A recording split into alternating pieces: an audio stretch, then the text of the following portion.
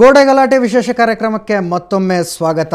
ಇಷ್ಟೊತ್ತು KSRP ಅವರು ಕಟ್ಟಿರುವಂತಹ ವೆಂಕಟಾಪುರ ಗ್ರಾಮದ ಬಳಿ KSRP ಅವರು ಕಟ್ಟಿರುವಂತಹ ಆ ಎರಡು ಗೋಡೆಗಳ ಬಗ್ಗೆ ಮಾತಾಡ್ತಾ ಇದ್ವಿ. ಈ ವಿಷಯವನ್ನು ಕೇಳ್ತಾ ಇದ್ರೆ ಇದೇನು ಬೆಂಗಳೂರು ಅಥವಾ ಮೊಹಮ್ಮದ್ ಬಿನ್ ತುಘಲಕ್ನ ದರ್ಬಾರ್ ಅನ್ನೋದು ಅರ್ಥ ಆಗ್ತಾ ಇಲ್ಲ. ರಾತ್ರೋರಾತ್ರಿ ಬರ್ತಾರೆ, ಗೋಡೆಗಳನ್ನು ಕಟ್ತಾರೆ, ಆ ಗೋಡೆ ಕಾವಲಿಗೆ ಜನರನ್ನು ನೇಮಿಸ್ತಾರೆ, ಪೊಲೀಸ್ ಸಿಬ್ಬಂದಿಯನ್ನು ನೇಮಿಸ್ತಾರೆ. ವರ್ಷಗಳ ಕಾಲ ಕೋರ್ಟಿಗೆ ಅಲೆದಾಡಿದ್ರು ಯಾವುದೇ ರೀತಿಯಾದಂಥ ನ್ಯಾಯ ಸಿಗ್ತಾ ಇಲ್ಲ. KSRP ಅವರು ಕಟ್ಟಿರುವಂಥ ಆ ಎರಡು ಗೋಡೆಗಳಿಂದ ಕೇವಲ ಗ್ರಾಮಸ್ಥರಿಗೆ ಮಾತ್ರ ಅಲ್ಲ, ಸ್ವತಃ KSRP ಅವರೇ ತೊಂದರೆಯನ್ನು ಅನುಭವಿಸ್ತಾ ಇದ್ದಾರೆ. ಆದರೂ ಅದರ ಬಗ್ಗೆ ಹೇಳುವಂಥವ್ರು ಯಾರೂ ಇಲ್ಲ, ಮಾತನಾಡುವಂಥವ್ರು ಯಾರೂ ಇಲ್ಲ. ಬ್ರೇಕ್ಗಿಂತ ಮುಂಚೆ ಅಲ್ಲಿನ ಸ್ಕೂಲ್ ಮಕ್ಕಳು, KSRP ಸಿಬ್ಬಂದಿಯ ಮಕ್ಕಳೇ ಅನುಭವಿಸ್ತಾ ಇರುವಂಥ ಹಿಂಸೆ ಏನು ಅನ್ನೋದ್ರ ಬಗ್ಗೆ ನಾವು ಮಾತಾಡ್ತಿದ್ವಿ. ಪ್ರಕಾಶ್ ಅವರು, ನೀವು ಹೇಳ್ತಾರೆ ಈಗ ಏನಾಗಿದೆ ಅಲ್ಲಿ ಅಂದರೆ, ಫಸ್ಟು ಈ ರಸ್ತೆ ಅಡ್ಡದ ಗೋಡೆ ಏನಿರ್ಲಿಲ್ವಲ್ಲ, ಆವಾಗ ಎಲ್ಲ ಮಕ್ಕಳು ಅವರ ಅಪ್ಪ ಅಮ್ಮನ ಜೊತೆಯಲ್ಲಿ ಶಾಲೆಗೆ ಬಂದು ಹೋಗ್ತಿದ್ರು. ಮಧ್ಯಾಹ್ನ ಊಟ ಎಲ್ಲ ಅವರೇ ತಂದು ಕೊಡ್ತಿದ್ರು. ಈ ಒಂದು ಅನಾಹುತ ಏನಿರಲಿಲ್ಲ.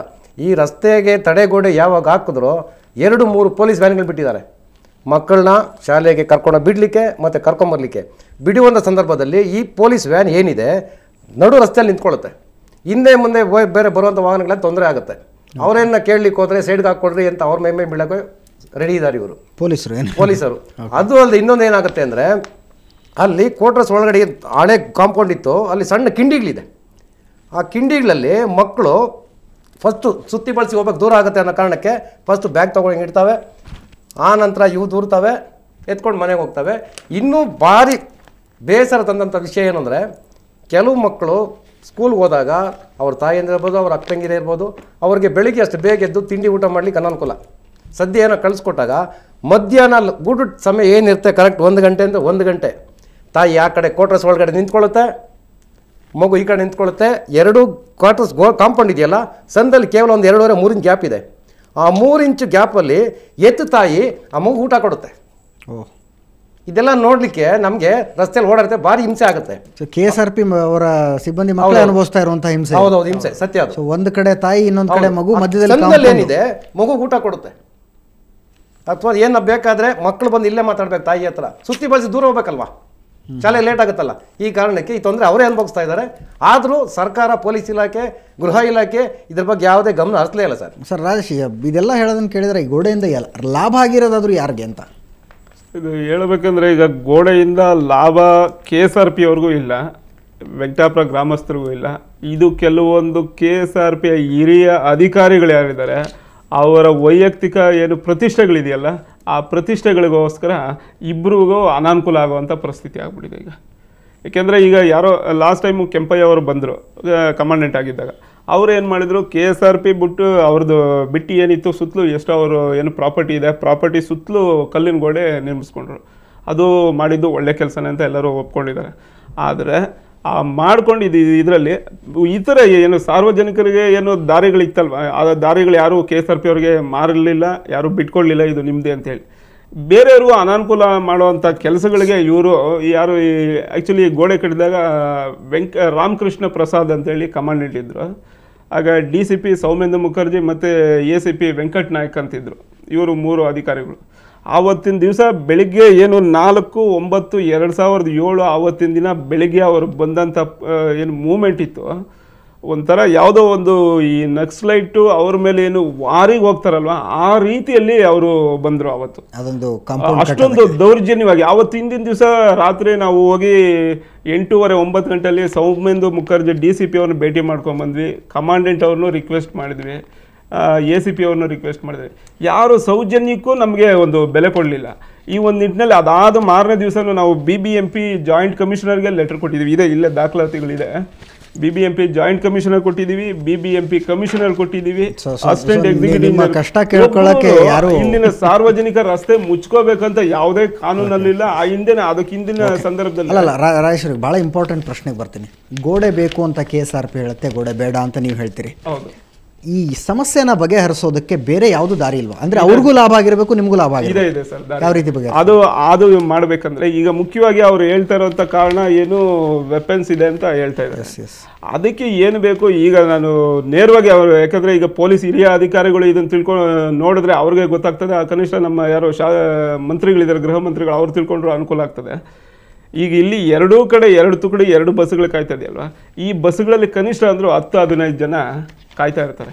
ಇದೇ ಜನ ಇದರಲ್ಲಿ ಒಂದು 10% ಜನ ಬಿಟ್ರೆ ಈಗ ಎರಡು ಸೈಡ್ ಬೋತ್ ಸೈಡ್ ವಾಲ್ ನಿರ್ಮಾಣ ಮಾಡ್ಕೊಂಡು ಆ ರೋಡ್ಗೆ ಏನಿದೆ 80 ಅಡಿ ರೋಡ್ಗೆ ಎರಡು ಕಡೆ ಗೇಟು ಆಪೋಸಿಟ್ ಇವ್ರಿಗೇನು ಆಫೀಸ್ಗೆ ಹಾಸ್ಪಿಟಲ್ ಗೇಟ್ ಈ ಕಡೆ ಓಡಾಡುವಂತ ಮುನೇಶ್ವರ ಟೆಂಪಲ್ ಹಾಸ್ಪಿಟಲ್ ಗೇಟ್ಗೆ ಮತ್ತೆ ಈ ಕಡೆ ಅವ್ರದ್ದೇನು ಡಿಪೋ ಇದೆ ಮತ್ತೆ ಒಂದು ಕಾಫಿ ಒಂದು ಏನು ಶಾಪ್ ಇದೆ. ಎರಡು ಕಾಂಪೌಂಡ್ ಕಟ್ಟೋ ಬದಲು ಎರಡು ಗೇಟ್ ಮಾಡ್ಬಿಟ್ರೆ ಗೇಟ್ ಮಾಡಿ ಬೋತ್ ಸೈಡ್ ಕಾಂಪೌಂಡ್ ನಿರ್ಮಾಣ ಮಾಡಿ ಒಂದು 4 ಜನ. ನಿಮ್ಮಲ್ಲಿ ಸಾಕಷ್ಟು ಪೊಲೀಸ್ ಸಿಬ್ಬಂದಿ ಇದಾರ, ಏನೋ ಟ್ರಾಫಿಕ್ ತೊಂದ್ರೆ ಯಾರು ಪೊಲೀಸ್ ಬರೋದು ಯಾರ ಗಮನ, ಆದ್ರೆ ಗೋಡೆ ಕಾಯೋದಕ್ಕೆ ಮಾತ್ರ ಏನಾಗುತ್ತೆ ಅಂದ್ರೆ ಸರ್ಕಾರದಿಂದ ಯಾವುದೇ ಒಂದು ಅಧಿಕಾರಿಗಳು ಅಲ್ಲಿ ಪರಿಶೀಲನೆಗೆ ಸ್ಥಳ ಪರಿಶೀಲನೆ ಬರ್ತಾರೆ ಅನ್ನೋ ದಿವಸ ಮಾತ್ರ ಈ ಸಂಚಾರಿ ವಲಯ ಅಲ್ಲಿ ತಳ್ಳೋ ಗಾಡಿ ತರಕಾರಿ ವ್ಯಾಪಾರ ಮಾಡೋ ರೊಟ್ಟೆನೆಲ್ಲ ಹೊಡೆದು ಅವನ್ನೆಲ್ಲ ಸೈಡ್ ಈ ಅಧಿಕಾರಿ ಬಂದ ಸಂದರ್ಭದಲ್ಲಿ ರಸ್ತೆ ನೀಟಾಗಿದೆ, ಇಲ್ಲಿ ಯಾವುದೇ ವಾಹನ ಒತ್ತಡದ ಅವಶ್ಯಕತೆ ಇಲ್ಲ, ಇಲ್ಲಿ ನೀಟಾಗಿದೆ ಅಂತ ಸ್ಪಷ್ಟಪಡಿಸ್ತಾರೆ. ವಿಧಾನಸಭೆ ಏನು ಸದನ ಸಮಿತಿ ಅಪ್ಪಚ್ಚು ರಂಜನ್ ಸಮಿತಿ ಸ್ಪಾಟಿಗೆ ಬಂದಾಗಲೂ ಇದೇ ರೋಡ್ ಕ್ಲಿಯರ್ ಮಾಡ್ಕೊಂಡಿದ್ರು. ಆಮೇಲೆ Madhu principal secretary spot inspection ಬಂದಾಗಲೂ ಅದೇ ತರ ರೋಡ್ ಕ್ಲಿಯರ್ ಮಾಡ್ಕೊಂಡು ಸೊ ಕಾಂಪೌಂಡ್ ಉಳಿಸ್ಕೊಳ್ಳೋದಕ್ಕೆ ಎಲ್ಲ ಸರ್ಕಸು ಮಾಡ್ತಾ ಇದ್ದಾರೆ, ಇನ್ಕ್ಲೂಡಿಂಗ್ ಅಲ್ಲಿ ಪೊಲೀಸರನ್ನ ಹಾಕೋದ್ರಿಂದ ಹಿಡಿದು. ಸೊ ಪ್ರಕಾಶ್ ಅವರೇ, ಇನ್ನು ಎಷ್ಟು ದಿವಸ ಈ ಕೋರ್ಟು ಕಚೇರಿ ಅಲದಾಟ, ಯಾವಾಗ ಇವರಿಗೆ ಒಂದು ಗ್ರಾಮಸ್ಥರಿಗೆ ನೆಮ್ಮದಿ ಸಿಗೋದು? ಈಗ ನಾಳೆ ಇರ್ತಕ್ಕಂಥ ಸ್ಪಾಟ್ ಇನ್ಸ್ಪೆಕ್ಷನಲ್ಲಿ ನಾಳೆ ಅದೇ ಮಾನ್ಯ ರೆವಿನ್ಯೂ ಸೆಕ್ರೆಟರಿ ಅವರು ನಾಳೆ ಟೈಮ್ ಫಿಕ್ಸ್ ಮಾಡಿದ್ದಾರೆ. 11 ಡಿ ಸಿ ಅವರು ಎಲ್ಲ ಬರ್ತಾ ಇದ್ದಾರೆ. ಸೊ ಅದರಿಂದ ಇದೆಲ್ಲ ಅವ್ರಿಗೆ ಸಂಬಂಧಪಟ್ಟಿರ್ತಕ್ಕಂಥ ವಿಚಾರ. ನಾಳೆ ಅವ್ರನ್ನ ಕನ್ವಿನ್ಸ್ ಮಾಡಿ ಆ ಕಾಂಪೌಂಡ್ ನ ತೆಗೆಸೋದ್ರಲ್ಲಿ ನೀವು ಯಶಸ್ವಿ ಆಗ್ತೀರಿ ಅನ್ನುವಂಥ ನಂಬಿಕೆ ನಿಮಗೆ? ಒಂದು ನಂಬಿಕೆ ನನಗಿದೆ. ಆ ದಾಖಲೆಗಳನ್ನು ನಾನು ತೋರಿಸಿ ಅವರಿಗೆ ಮಾಡು. ಈ ಒಂದು ನಿಟ್ಟಿನಲ್ಲಿ ಈಗ ಅವರು ಇದನ್ನೆಲ್ಲ ಪರಿಶೀಲನೆ ಮಾಡಿ ಸ್ಪಾಟ್ ಇನ್ಸ್ಪೆಕ್ಷನ್ ಮಾಡಿ ಇಬ್ಬರಿಗೂ ಅನಾನುಕೂಲ ಆಗದೆ ಇರೋ ತರ ಇಬ್ಬರನ್ನು ಸೌಹಾರ್ದಯುತವಾಗಿ ತಗೊಂಡೋಗೋ ರೀತಿಯಲ್ಲಿ ಅವ್ರೇನಾದ್ರು ಒಳ್ಳೆ ಒಂದು ನಿರ್ಧಾರಕ್ಕೆ ಬಂದ್ರೆ ತುಂಬಾ ಅನುಕೂಲ. ಆಗೊಂದು ವೇಳೆ ಅವ್ರು ಬರ್ದೇ ಇದ್ದಂತ ಸಂದರ್ಭದಲ್ಲಿ ಅವರು ಬರಲಿ, ಈ ಒಂದು ಸಮಸ್ಯೆಗೆ ಫುಲ್ ಪಾಯಿಂಟ್ ನಾಗರಿಕರು ಎಲ್ಲರೂ ಸೇರಿ ಅತಿ ಶೀಘ್ರದಲ್ಲೇ ಇಷ್ಟರಲ್ಲೇ ಒಂದು ನಿರ್ಧಾರ ಮಾಡಿಕೊಂಡು ಒಂದು ಉಪವಾಸ ಸತ್ಯಾಗ್ರಹ ಅಂತ ಅಲ್ಲಿ ಕೂತ್ಕೊಂಡ್ಬಿಡೋಣ ಅಂತ ಗೃಹ ಮಂತ್ರಿಗಳು ಪರಿಸ್ಥಿತಿ ಅಲ್ಲಿವರೆಗೂ ಹೋಗೋದು ಬೇಡ.